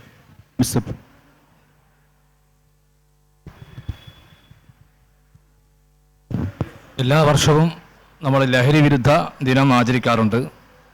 അത് സെമിനാറുകളായും വ്യത്യസ്ത പരിപാടികൾ നടത്തി എല്ലാ യുവജന സംഘടനകളും സമാധാനിക്കാറുമുണ്ട്. പക്ഷെ എത്രമാത്രം പരിപാടി നടന്നിട്ടുണ്ടോ അതിൻ്റെ സ്വാധീനം എന്ന നിലയിൽ ലഹരി ഉപയോഗം കുറഞ്ഞിട്ടുണ്ടോ എന്ന് ഞങ്ങൾ ഉൾപ്പെടെയുള്ള യുവജന സംഘടനകൾ പുനഃപരിശോധന നടത്തണമെന്നാണ് ഈ സന്ദർഭത്തിൽ പറയാനുള്ളത്. ഇങ്ങനെയൊരു സംഭവം താമരശ്ശേരിയിൽ നടന്നപ്പോൾ ഉടനെ തന്നെ ഞങ്ങൾ സാമൂഹ്യ മാധ്യമങ്ങളോട് പറഞ്ഞിട്ടുള്ളൊരു കാര്യം, മറ്റെല്ലാ വിഷയങ്ങളിലും നമ്മൾ വ്യത്യസ്ത വഴികളിലൂടെ സഞ്ചരിക്കുമ്പോൾ ഈ വിഷയത്തിൽ ഇനി ഒരുമിച്ച് നിന്നിട്ടില്ലെങ്കിൽ ഈ നാടുണ്ടാവില്ല എന്ന യാഥാർത്ഥ്യം നമ്മൾ തിരിച്ചറിയണമെന്നാണ് ഞങ്ങൾ പറയുന്നത്. ഇവിടെ എല്ലാ യുവജന സംഘടനകളുമായി സഹകരിക്കാൻ ഞങ്ങൾ ഈ വിഷയത്തിൽ തയ്യാറാണ്. നമ്മൾ ഒരുമിച്ച് നീങ്ങിയിട്ടില്ലെങ്കിൽ അപകടകരമായിട്ടുള്ള അവസ്ഥയാണ്. ഇത് നമ്മൾ വിചാരിക്കുന്ന രീതിയിലല്ല ഇതിൻ്റെ കാര്യങ്ങളുടെ പോക്ക്. വ്യത്യസ്തമായ പേരുകളിലാണ് ഇത് അറിയപ്പെടുന്നത്. ഓരോരുത്തരും ഓരോ കോട. ഈ അടുത്ത കാലത്ത് ഞാൻ വായിച്ചത് ഒന്നിൻ്റെ പേര് മണവാട്ടി എന്നാണ്. ഇത് വായിച്ചിട്ടുള്ള അറിവാണ്. അപ്പോൾ മണവാട്ടി എന്ന് ഇപ്പോൾ പറയാൻ പാടില്ല, എങ്കിലും പഴയ കാലം തൊട്ടേ പറഞ്ഞു വരുന്നൊരു പേരാണ്. പഴയ കാലത്തെ മണവാട്ടികൾക്ക് ഉണ്ടാകുന്ന ഒരു നാണം ഇത് ഉപയോഗിക്കുന്ന ആളുകൾക്കുണ്ടാകും. അതുകൊണ്ട് മണവാട്ടി എന്നാണ് അതിൻ്റെ കോഡെന്നാണ് പത്രത്തിൽ വായിച്ചത്. അങ്ങനെ വിശ്വാസപരമായി ചില പരിഹാസങ്ങളുള്ള സംഭവങ്ങളുണ്ട്, അതൊന്നും ഇവിടെ പറയാൻ പാടില്ല. അപ്പോൾ ആ രീതിയിൽ വ്യത്യസ്ത കോഡുകളിലാണ് ചെറുപ്പക്കാർ ഇതിനെ ഉപയോഗിച്ചു കൊണ്ടിരിക്കുന്നത് എന്നുള്ള യാഥാർത്ഥ്യം നമ്മൾ തിരിച്ചറിയണം. പ്രത്യേകിച്ചുള്ള ഗന്ധം ആളുകൾക്ക് അനുഭവിക്കാൻ പറ്റുന്നില്ല. അവർ നാട്ടിൽ സജീവമാണ്, അവർ വീടുകളിൽ സജീവമാണ്, കല്യാണ വീടുകളിൽ സജീവമാണ്. പക്ഷേ മുമ്പൊരു ലഹരി ഉപയോഗിക്കുമ്പോൾ അവൻ്റെ ഗന്ധവും പെരുമാറ്റത്തിൽ നിന്ന് പെട്ടെന്ന് സാധാരണക്കാർക്ക് മനസ്സിലാക്കാൻ പറ്റുന്നതിൽ നിന്നപ്പുറത്തുള്ള ലഹരിയാണ് ഉപയോഗിക്കപ്പെടുന്നത്. അപ്പോൾ ഇതെല്ലാ വർഷവും അടുത്ത വർഷവും DYFIയും യുവമോർച്ച, യൂത്ത് കോൺഗ്രസ്, യൂത്ത് ലീഗിൻ്റെ ഗംഭീര സെമിനാർ നടക്കും, വലിയ പ്രകടനം നടക്കും. നമ്മൾ ആത്മപരിശോധന നടത്തേണ്ടത് ഈ പരിപാടിക്ക് ശേഷം ഏതെങ്കിലും ഒരു യുവാവ് ലഹരി ഉപയോഗം അവസാനിപ്പിച്ചിട്ടുണ്ടോ എന്നതാണ് നമ്മൾ ചോദിക്കേണ്ടത്. പരിപാടി നടത്തി പിറ്റേ ദിവസം പത്രത്തിൽ വരും, ഒരു ഫോട്ടോ ഉണ്ടാവും, ലഹരി വിരുദ്ധ പോരാട്ടത്തിന് യുവജനങ്ങൾ ഒന്നിച്ചു എന്നതിലപ്പുറത്ത് ഇത്ര പ്രവർത്തകന്മാരെന്നല്ല ഇത്ര ചെറുപ്പക്കാരെ, കുട്ടികളെ ഞങ്ങൾ ഇതിൽ നിന്നും മുക്തമാക്കി എന്ന മത്സരത്തിലേക്ക് യുവജന സംഘടനകളുണ്ടോ എന്നാണ് നമ്മൾ പരസ്പരം ചോദിക്കേണ്ടത്. ഞങ്ങളതിന് തയ്യാറാണ്. അത് ഇവിടുത്തെ ഓരോ മനുഷ്യന്മാരെയും, ഇപ്പോൾ കേരളത്തിലെ സ്കൂളുകൾ കേന്ദ്രീകരിച്ച് ഏകദേശം 600ഓളം കേസുകൾ രജിസ്റ്റർ ചെയ്യപ്പെട്ടു എന്നാണ് പറയുന്നത്. ഇത് സൗജന്യമായിട്ടാണ് കൊടുക്കുന്നത് മാഫിയ സംഘങ്ങൾ. സൗജന്യമായി അവന് കിട്ടിയാൽ സൗജന്യമായിട്ട് അത് ഉപയോഗിക്കും. അത് ആൺകുട്ടികളും പെൺകുട്ടികളും ഉണ്ട്. ആ സൗജന്യമായി ഉപയോഗിച്ച് കഴിഞ്ഞാൽ പിന്നീട് അവനോട് പറയും, ഇതിന് സൗജന്യമായിട്ട് നൽകില്ല, ഇനി നിനക്ക് കിട്ടണമെങ്കിൽ നിന്റെ കൂട്ടുകാരെ കൂടി ഇതിലേക്ക് കൊണ്ടുവരണം, ഇപ്പം കമ്മീഷനായിട്ട് വേണമെങ്കിൽ നൽകാം. പിന്നീട് അവന് കൂട്ടുകാരനെ കൊണ്ടുവരേണ്ടി വരും. അപ്പോൾ സ്വാഭാവികമായും ഇങ്ങനെ ലഹരി നമ്മുടെ നാട്ടിൽ സ്കൂളുകൾ കേന്ദ്രീകരിച്ചൊക്കെ തുടർന്നുകൊണ്ടിരിക്കുന്നതിൻ്റെ പിന്നിൽ ഇത്തരം മാഫിയ സംഘങ്ങൾ പ്രവർത്തിക്കുകയാണ്. ഇവിടുത്തെ ഒരു കക്ഷി രാഷ്ട്രീയ വേദി ഒന്നല്ലെങ്കിലും ഭരിക്കുന്ന ഭരണകക്ഷി ഉത്തരവാദിത്വ ബോധത്തോടെ പോലീസിൻ്റെ സമീപനത്തിൽ കൃത്യമായി ഇടപെട്ടുകൊണ്ട് ഒന്നാമതായി അധികാരികൾ തന്നെ അതിനെ നിയന്ത്രിക്കാൻ ഇറങ്ങിപ്പുറപ്പെടണമെന്നാണ് ഒരു യുവജന സംഘടനയെ പ്രതിനിധിയിൽ ഞങ്ങൾക്ക് പറയാനുള്ളത്. വളരെ ശക്തമായ ജനകീയ പിന്തുണ ഈ വിഷയത്തിലുണ്ടാകും. അധികാരികൾ മുന്നിൽ നിൽക്കുമ്പോൾ പിറകിൽ ജനങ്ങൾ ഒരുമിച്ച് നിന്നുകൊണ്ട് ഈ വിപത്തിനെതിരെ ശക്തമായ പോരാട്ടത്തിന് നമ്മളെല്ലാവരും ഉണ്ടാകുമെന്ന കാര്യത്തിൽ ഒരു സംശയവുമില്ല. ഞാൻ പറഞ്ഞത് ഇങ്ങനെ വിദ്യാലയങ്ങൾ കേന്ദ്രീകരിച്ച് നടക്കുമ്പോൾ നമ്മളിപ്പോൾ ഒരു ലഹരി വിരുദ്ധ ക്ലാസ് നടത്തിയാൽ, ഒരു കൗൺസിലർ പറയുന്നു അദ്ദേഹം ഒരു ക്ലാസ് നടത്തി, ഇപ്പോൾ ഈ ലഹരി ഉപയോഗിച്ചാൽ നമുക്ക് രാജാവിനെ പോലെ ആയിരിക്കും, ഒരു 2-3 മാസങ്ങൾ ഒരു ഉന്മാദമായിരിക്കും, ഒരു 2 വർഷത്തെ നമ്മൾ രാജാവിനെ പോലെ മാനസിക സുഖം അനുഭവിക്കുന്നൊക്കെ പറയും, പിന്നീടാണ് ജീവിതം നശിക്കുക. കൗൺസിൽ കഴിഞ്ഞപ്പോൾ ഒരു ചെറിയ പയ്യൻ ചോദിച്ചത് ഇതെവിടുന്നാ കിട്ടുക. കാരണം ഇതിൻ്റെ ക്ലാസിൻ്റെ കാര്യങ്ങൾ പറയുമ്പോൾ അതുപോലും സൂക്ഷിക്കണമെന്നാണ്. ഇപ്പോൾ ഒരു ലഹരി വിരുദ്ധ പോസ്റ്റർ അടിക്കുമ്പോൾ പോലും അതിൻ്റെ ഉപകരണങ്ങൾ കാണിക്കാൻ പാടില്ല എന്ന് പറയാവുന്ന വിധത്തിൽ ഗവേഷകന്മാരെത്തിയത് ഇതൊക്കെ കുട്ടികൾ ആകർഷിക്കുകയാണ്. ലഹരി വിരുദ്ധ ക്ലാസ്സിൽ പറയുന്ന ആമുഖ വാക്കുകൾ പോലും ലഹരി ഉപയോഗിക്കാൻ പ്രേരിപ്പിക്കുന്ന അവസ്ഥയിലേക്ക് എത്തിയിരിക്കും. അവരവസ്ഥയാണ്. ലഹരിക്കെതിരെ നാടകം നടത്താനുള്ള വ്യക്തി ലഹരി ഉപയോഗിച്ച് ഭാവന കണ്ടെത്താവുന്ന അവസ്ഥയിലേക്ക് സമൂഹം പോകുന്നു. അപ്പോൾ ഇതിനൊക്കെ ഒരുമിച്ച് നിന്ന് യുവജന സംഘടനകൾ പുതിയ പദ്ധതികൾ രൂപീകരിച്ച് ലഹരി വിരുദ്ധ ദിനത്തിൽ മുഴുവൻ ഒരുമിച്ച് മറ്റെല്ലാ നിറഭേദങ്ങളും മറന്ന് ഈ വിഷയത്തിൽ ഒരുമിച്ച് നിൽക്കുക എന്നതായിരിക്കണം ഏറ്റവും പ്രധാനപ്പെട്ട കാര്യം. അതിന് യൂത്ത് ലീഗിൻ്റെ മുഴുവൻ പിന്തുണയും ഈ ഒരു വേദി ഞങ്ങൾ അറിയിക്കുകയാണ്. ജുബിൻ, ലഹരി ഉപയോഗവുമായി ബന്ധപ്പെട്ട് ഒരു ഞെട്ടിക്കുന്ന കണക്കുകളാണ് ഇപ്പോൾ പുറത്തു വന്നുകൊണ്ടിരിക്കുന്നത്. നമ്മുടെ കോഴിക്കോട് ജില്ലയിലെ ഓരോ ജയിലുകൾ പരിശോധിച്ച് നോക്കിയാൽ ഏറ്റവും കൂടുതൽ 18 വയസ്സ് മുതൽ 30 വയസ്സിനിടയിലുള്ള യുവത്വത്തിൻ്റെ പ്രധാനമായിട്ടുള്ള ആ ഒരു പ്രായം, ആ കാലയളവ് ഏറ്റവും കൂടുതൽ ആളുകൾ പുതുതായി വരുന്നത് ഈ ലഹരി ഉപയോഗവുമായി ബന്ധപ്പെട്ട് ലഹരി വിൽപ്പനക്കാർ എന്ന രീതിയിലുള്ള, അതായത് 5 ഗ്രാമിൽ കൂടുതൽ 500 മില്ലിക്ക് കൂടുതൽ സിന്തറ്റിക് മയക്കുമരുന്നുകൾ ഉപയോഗിക്കുന്ന ആളുകൾ അവരെയാണ് പിടിക്കപ്പെടുന്നത് എന്ന രീതിയിലാണ് ഇപ്പം വരുന്നത്. അതുകൊണ്ടാണ് ആ ഒരു അളവ് പറഞ്ഞത്. കഞ്ചാവ് 1 കിലോയ്ക്ക് മുകളിലൊക്കെയുള്ള ആളുകളൊക്കെ ആയിട്ട് ബന്ധപ്പെട്ടാണ് ഇപ്പോൾ അധികം വന്നുകൊണ്ടിരിക്കുന്നത്. നിരന്തരം യുവജനങ്ങളെ നോട്ടമിട്ടുകൊണ്ട് നമ്മുടെ രാജ്യത്തെ ഏറ്റവും കൂടുതൽ, ലോകത്തിലെ ഏറ്റവും കൂടുതൽ യുവജനങ്ങളുള്ള, ശരാശരി എടുക്കുകയാണെങ്കിൽ 29%-ലധികം 30 വയസ്സിന് താഴെയുള്ള, 15 വയസ്സിനും 30 വയസ്സിനും ഇടയിലുള്ള ഒരു തലമുറയുള്ള ഒരു രാജ്യമാണ്. അതുതന്നെയായിരുന്നു നമ്മുടെ ഏറ്റവും വലിയ മെച്ചവും. ലോകത്തിലെ ഏറ്റവും കൂടുതൽ യുവത്വം നിറഞ്ഞ ഒരു രാജ്യം നമ്മുടെ ഭാരതമാണ്.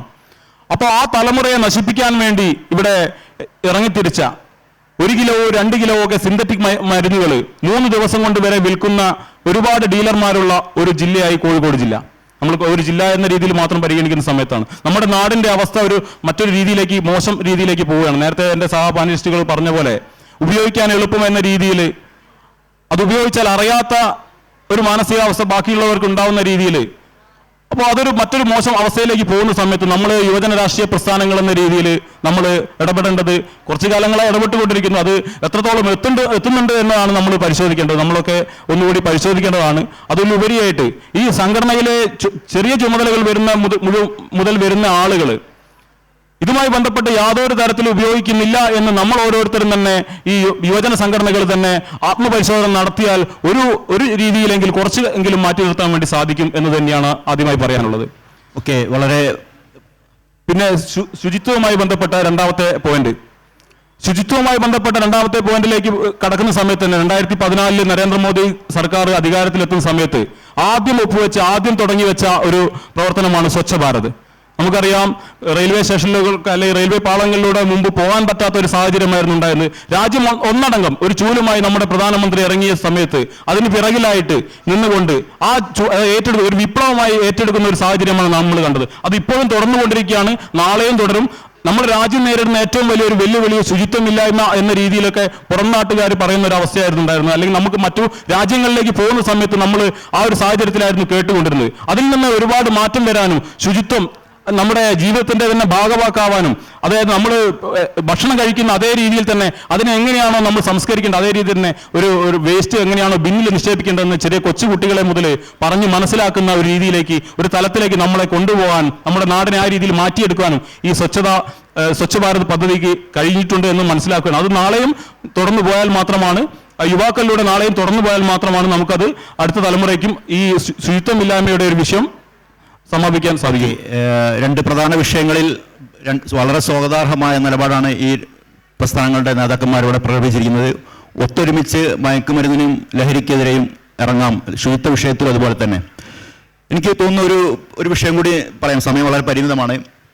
പുതിയ തലമുറ, ഞാൻ നേരത്തെ പറഞ്ഞ ആ കോവിഡ് പ്രളയകാലത്തൊക്കെ സാമൂഹ്യ മാധ്യമങ്ങളുടെ കണക്റ്റഡായ ഇന്റർനെറ്റ് യുഗത്തിലെ പുതിയ തലമുറ വളരെ സജീവമായി ഇറങ്ങിയതിനെ കുറിച്ചും പറഞ്ഞു. പ്രത്യേകിച്ച് രാഷ്ട്രീയ പാർട്ടികൾക്ക് കീഴിൽ അണിനിരക്കാതെ തന്നെ ഈ പുതിയ തലമുറയുമായുള്ള ആശയവിനിമയത്തിന് പ്രാപ്തമാണോ, അത്ര കാര്യക്ഷമമായി ആശയവിനിമയം നടത്താൻ ഈ യുവജന സംഘടനകൾക്കും അതിന് നേതൃത്വത്തിനും സാധിക്കുന്നുള്ള ഒരു സംശയം പലരും എന്നോട് ഉന്നയിച്ചിട്ടുണ്ട്.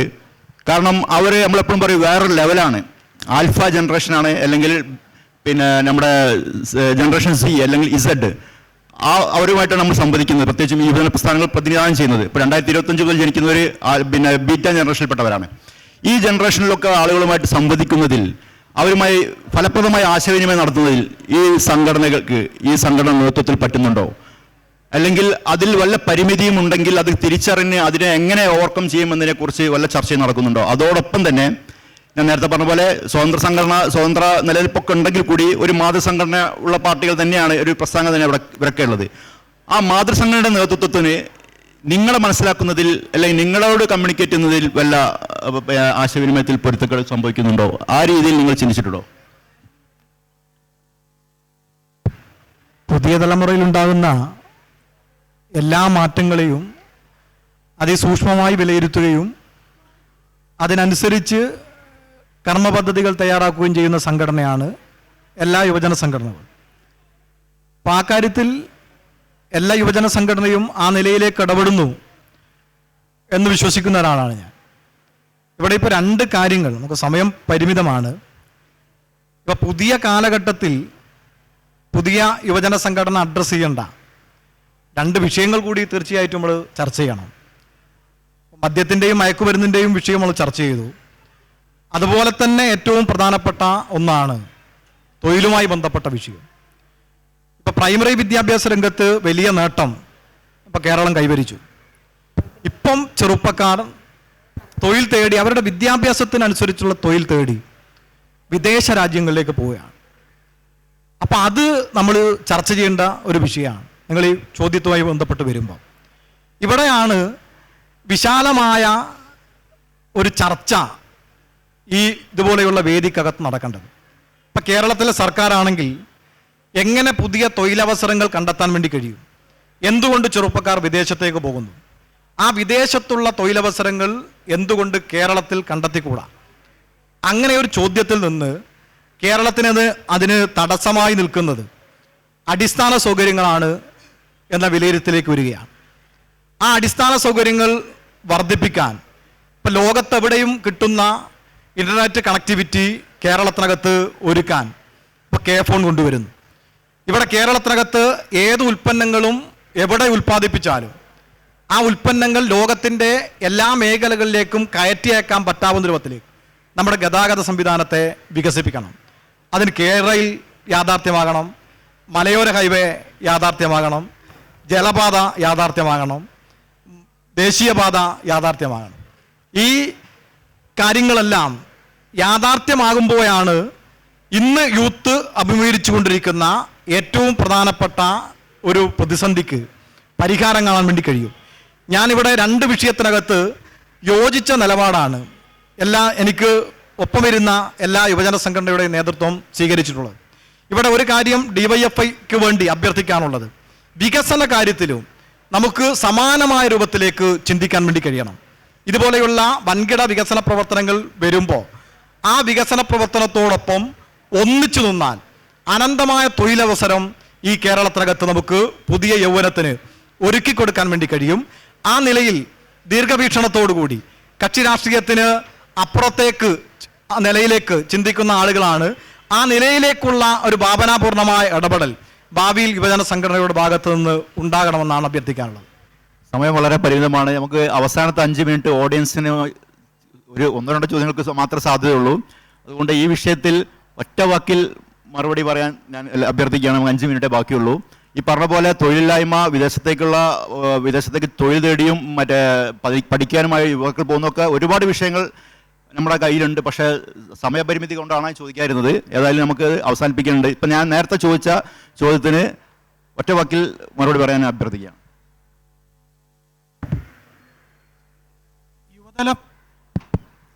യുവതലമുറയിൽ ഉണ്ടായിക്കൊണ്ടിരിക്കുന്ന മാറ്റങ്ങളെ സൂക്ഷ്മമായി നിരീക്ഷിച്ച് അതിനനുസരിച്ച് സംഘടനയെ പരിവപ്പെടുത്തിയെടുക്കാനുള്ള ശ്രമങ്ങൾ ഞങ്ങൾക്കിടയിലും നടക്കുന്നുണ്ട്.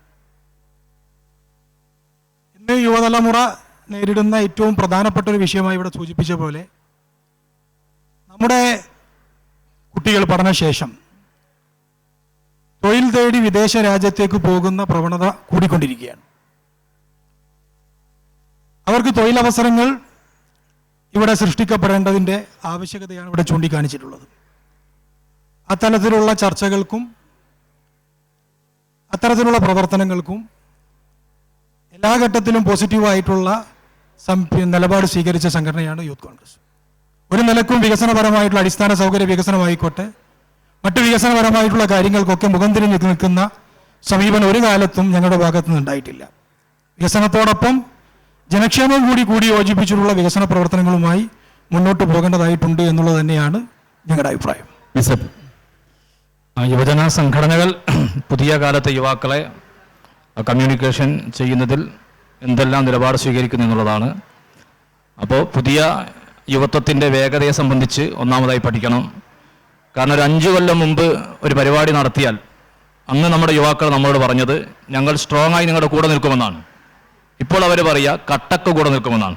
കാരണം അത് അവരൊരു പുതിയ വാക്കിലാണ് സംസാരിക്കാൻ തുടങ്ങിയത്.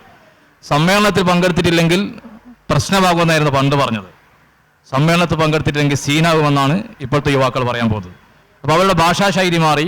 ഇപ്പോൾ റെസ്റ്റോറൻറ്റ് തുറക്കുകയാണെങ്കിൽ, ബിസിനസ് തുടങ്ങുകയാണെങ്കിൽ റെസ്റ്റോറൻറ്റ് മുമ്പ് രാവിലെ ആയിരുന്നു തുറക്കുക ഉദ്ഘാടനം. ഇപ്പം 3 മണിക്കാണ് നമ്മുടെ എല്ലാ റെസ്റ്റോറൻറ്റുകളും ചെറുപ്പക്കാർ ആരംഭിക്കുന്നത്. സമയക്രമം മാറി, അവരുടെ ജീവിത വേഗത മാറി. ഇതൊക്കെ തിരിച്ചറിയുന്ന, അവരുടെ ഭാഷയും സംസ്കാരവും വേഗതയും തിരിച്ചറിയുന്ന 2 ലക്ഷത്തോളം ആളുകൾ കേരളത്തിൽ നിന്ന് മാത്രം അന്യരാഷ്ട്രങ്ങളിൽ പഠിക്കാൻ വേണ്ടി പോയിരിക്കുന്നു. അവരുടെ വിദ്യാഭ്യാസപരമായ ഭാവനകൾ മാറിയിരിക്കുന്നു. അപ്പോൾ അവരെ ഈ നാട്ടിൽ പിടിച്ചു നിർത്താനുള്ള ആവശ്യമായിട്ടുള്ള കർമ്മ പദ്ധതികൾ, ഭാവനാത്മകമായ വിദ്യാഭ്യാസ പദ്ധതികൾ, സംഘടനകൾ എല്ലാം ആ രീതിയിൽ മുന്നോട്ട് പോകണം. അതിനെല്ലാവരും ഒരുമിച്ച് നീങ്ങേണ്ടതുണ്ട്. പെട്ടെന്ന് നിർത്താൽ ഓഡിയൻസിലേക്ക് ഒരു ക്വസ്റ്റ്യന് പോവാം. 2 മിനിറ്റുള്ള നിലവിൽ ഏതൊരു രാഷ്ട്രീയ പ്രസ്ഥാനത്തിനായിക്കോട്ടെ, അതിൻ്റെ യുവജന സംഘടനകൾക്കായിക്കോട്ടെ, കാലത്തിനനുസരിച്ച് അപ്ഡേറ്റഡ് ആയില്ലെങ്കിൽ അതിന് നിലനിൽപ്പില്ല എന്ന് വിശ്വസിക്കുന്ന ഒരു 7 മണിക്ക് ആളാണ് ഞാനും. അത് പ്രസ്ഥാനം ആ കാലത്തിനനുസരിച്ച് അപ്ഡേറ്റഡ് ആയില്ലെങ്കിൽ ആ പ്രസ്ഥാനത്തിൽ വിശ്വസിക്കുന്ന ആളുകൾ അതുമായി ബന്ധപ്പെട്ട് രമ്യതയിൽ എത്തുകയല്ല ചെയ്യുക. ആ പ്രസ്ഥാനത്തെ ആ രീതിയിലേക്ക് നയിക്കാൻ പുതുതലമുറ ആ രീതിയിലേക്കാണ് പോവുക. അപ്പം നിലവിലുള്ള ആ സാഹചര്യം മനസ്സിലാവും. നേരത്തെ ഇവിടെ സൂചിപ്പിച്ച കൂട്ടത്തിൽ 1-2 കാര്യങ്ങൾ കൂടി പറയാൻ കൂടുതൽ സമയം എടുക്കുന്നില്ല. ഇപ്പോൾ യുവതലമുറ നേരിടുന്ന, അല്ലെങ്കിൽ നാളെ രാജ്യം നേരിടുന്ന, കേരളം നേരിടുന്ന പ്രത്യേകിച്ച് ഒരു പ്രധാന വെല്ലുവിളിയാണ് അഭ്യസ്തവിദ്യരായ ചെറുപ്പക്കാരുടെ മറ്റുള്ള രാജ്യങ്ങളിലേക്കുള്ള പലായനം. ആ രീതിയിൽ തന്നെ പറയാം, ഒരു 60 എബോവ് ഉള്ള ആളുകളുടെ ഒരു സ്ഥലമായി മാത്രം നമ്മുടെ കേരളം ഉൾപ്പെടെയുള്ള സ്ഥലങ്ങൾ മാറുന്നു എന്നത്, പ്രത്യേകിച്ച് ചില പ്രത്യേക കേന്ദ്രങ്ങളൊക്കെ മാറുന്നു എന്ന് വളരെ വേദനാജനകമായാണ് കാണുന്നത്. അതിന് ബദലായിക്കൊണ്ട് നമ്മുടെ പ്രധാനമന്ത്രി PMEGP പോലെയുള്ള, അല്ലെങ്കിൽ മുദ്രാ യോജന പോലെയുള്ള ഒരുപാട് പദ്ധതികൾ നമുക്ക് സ്വയം തൊഴിൽ നേരിടാൻ വേണ്ടിയിട്ട്, അല്ലെങ്കിൽ നേടാൻ വേണ്ടിയിട്ടുള്ള പദ്ധതികൾ ഒരുപാടുണ്ട്. അത് എത്രത്തോളം നിങ്ങൾക്ക് നിങ്ങളുടെ നാട്ടിൽ സ്വയം സംരംഭങ്ങൾ തുടങ്ങാൻ വേണ്ടിയിട്ടുള്ള സാഹചര്യം കൂടി നമ്മൾ ഒരുക്കി കൊടുക്കേണ്ടതുണ്ട്. അതായത് ഒരാളൊരു സംരംഭം തുടങ്ങാൻ ശ്രമിക്കുന്ന സമയത്ത് ആ സ്ഥലത്തേക്ക് കൊടികുത്തുന്നതിന് പകരം അവർക്ക് ഒരു 10 പേർക്ക് തൊഴിൽ കൊടുക്കുന്ന ഒരു സംരംഭമായി മാറ്റിയെടുക്കാൻ വേണ്ടി നമുക്ക് ഓരോരുത്തർക്കും, കക്ഷി രാഷ്ട്രീയ ഭേദമന്യേ നമുക്ക് ഓരോരുത്തർക്കും ചെയ്യാൻ വേണ്ടി സാധിക്കണം. അതിന് വികസനം എന്ന രീതിയിൽ നമ്മൾ ഒറ്റക്കെട്ടായി നിന്നുകൊണ്ട് നാളെയുടെ ഭാരതം, അല്ലെങ്കിൽ നാളെയുടെ കേരളം നമ്മുടേതാവണം എന്ന രീതിയിൽ പ്രവർത്തിച്ചുകൊണ്ട്, ആ ഒരൊറ്റ ലക്ഷ്യം മനസ്സിലാക്കിക്കൊണ്ട് പ്രവർത്തിച്ചാൽ ഈ കാര്യങ്ങളൊക്കെ വ്യക്തമായി. Okay, thank you. ഒരൊറ്റ ക്വസ്റ്റ്യൻ അത് ആരോടാന്നുള്ളതും കൂടി ചോദിച്ചാൽ. ഓക്കെ,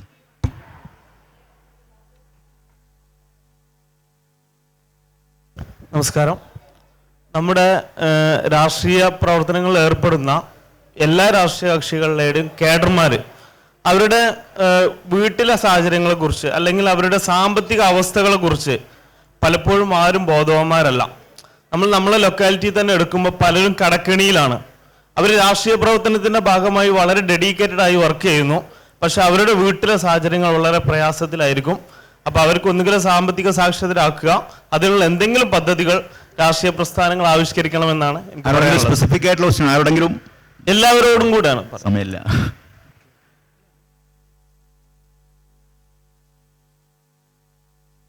ഒറ്റ ക്വസ്റ്റ്യൻ ഒന്നിച്ച് പറയാൻ പറ്റുന്നതാണെങ്കിൽ. കേരളത്തിലെ മുഖ്യധാര പാർട്ടികളുടെ പ്രതിനിധികളാണ് മുമ്പിലിരിക്കുന്നത്. ഇതിൻ്റെ മോഡറേറ്റർ ഫിറോസ് സാർ പറഞ്ഞ 2 ചോദ്യങ്ങൾ അവർ സമ്മതമാണ്, തയ്യാറാണ്.